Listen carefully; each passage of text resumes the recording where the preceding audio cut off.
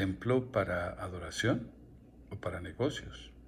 Edición 27 de Lucas 19:46, el texto griego, la versión corriente, diciéndoles: escrito está, mi casa es casa de oración.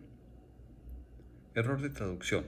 La palabra proseuches es mal traducida como oración en lugar de adoración. Lo que dice este texto griego fue hecho escribirse: mi casa es hecha ser casa de adoración.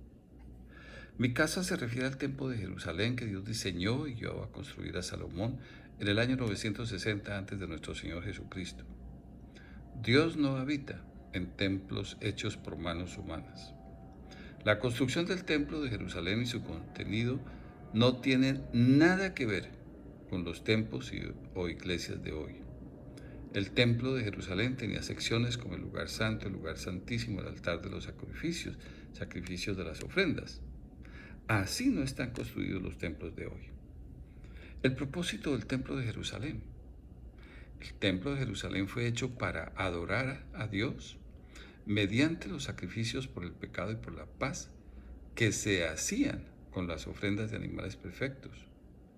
Esto era una declaración de fe en el sacrificio del Mesías que vendría a redimir a toda la humanidad. ¿Equivale eso a orar? ¿A pedir? No. Adorar es un fruto producido por Dios en sus hijos.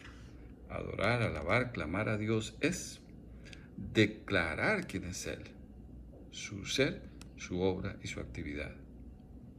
Todas las malas traducciones corrientes cambian la proseuge, la adoración a Dios, por orar, por pedir, que es una manera de pretender desacreditar y rebelarse contra Dios. Por la mala traducción de la palabra proseuges, todos los llamados cristianos son hechos a actuar como fariseos, haciendo la falsa obra de la oración, pidiendo lo que Dios ya nos concedió y que ellos niegan con su pretendida oración. Además, procuran destruir el propósito del templo, que fue la enseñanza de la persona de Dios y la adoración a Él. El templo de Jerusalén fue necesario, estuvo vigente hasta el viernes, cuando nuestro Señor Jesús entregó su vida como la ofrenda perfecta, cuando se rasgó el velo. Por eso ya no hay más ofrendas. En el templo de Jerusalén nunca se recogió dinero. El manejo de dinero en las llamadas iglesias, cueva de ladrones, no tiene que ver nada con la adoración, con el sacrificio de animales a la persona de Dios, su ser, su obra y su actividad. El uso de la palabra templo que se da a los edificios donde se reúnen personas autollamadas cristianas es ilegítimo. ¿Por qué? El diseño de esos edificios no es el que Dios hizo para el templo de Jerusalén.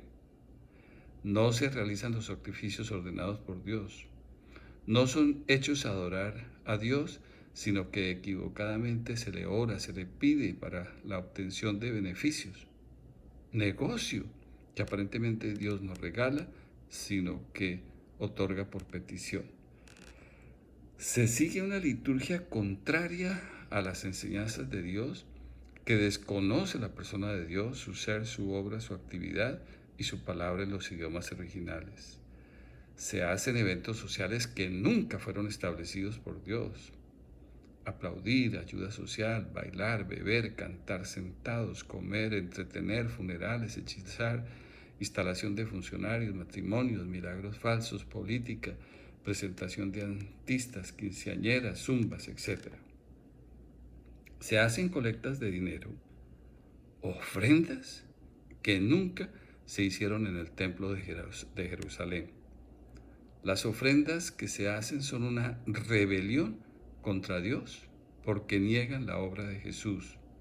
Dios afirma en Hebreos 10:18: por este perdón ya no hay más ofrenda por el pecado. No permiten que Dios bautice como es debido, ni permiten ser hechos enseñar todos los días toda la Biblia en los idiomas originales, porque la desconocen. Por lo tanto, el uso actual de los llamados templos es para negocio, entendido negocio como inversión y u obra para obtener utilidades. Por eso Dios llama a esos lugares sinagoga de Satanás.